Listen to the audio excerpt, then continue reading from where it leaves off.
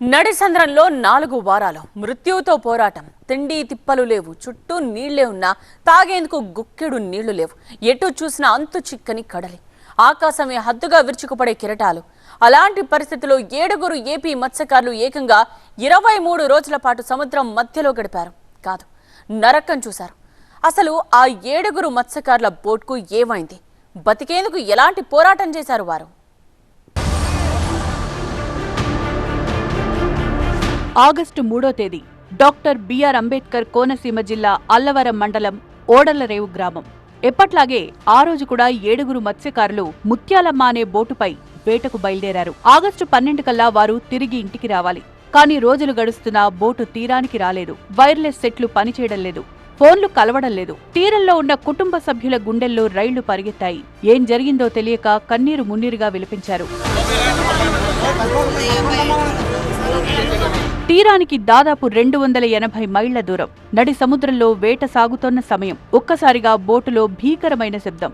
Engine gear box పూర్తిగా దెబ్బతింది. Technicians లేరు, స్పేర్ పార్ట్స్ లేవు. సముద్రం మధ్యలో బోటు నిలిచిపోయింది. కనీసం ఒకే చోట స్థిరంగా ఉందామా అంటే కెరటాల ఉధృతికి బోటు లంగర్ కూడా తెగిపోయింది. ఇక అక్కడ్నుంచి ప్రకృతి ప్రకోపానికి ఆ 7 ప్రాణాలు గాల్లో దీపాలుగా మారాయి. గాలి ఎటు వీస్తే ఆ అల్ల కల్లోలల్లో అలలు ఎటు నెడితే బోటు అటు కొట్టుకుపోవడం ప్రారంభమైంది.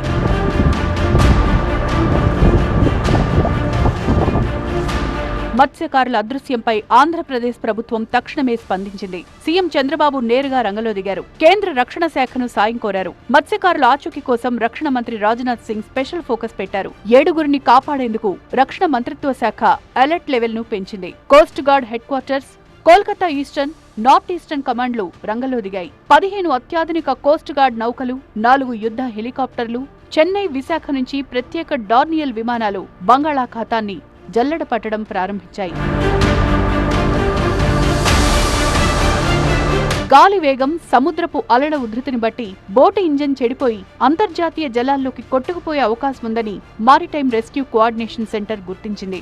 దాంతో కేంద్ర ప్రభుత్వం తక్షణమే అంతర్జాతీయ దౌత్యం ఉపయోగించింది. పొరుగు దేశాలైన బంగ్లాదేశ్, మయన్మార్ ప్రభుత్వాలతో అత్యవసరంగా మాట్లాడారు.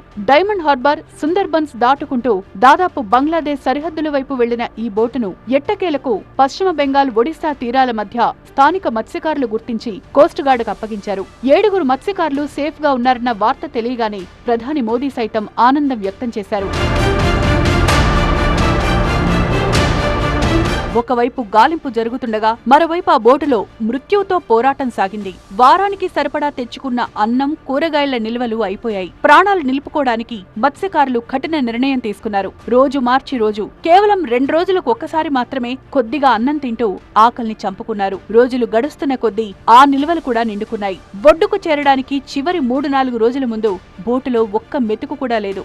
కేవలం మంచినీళ్లు తాగుతూ ఎముకలు కొరికే చలిలో, వర్షంలో, ఎండలో బిక్కుబిక్కుమంటూ గడిపారు.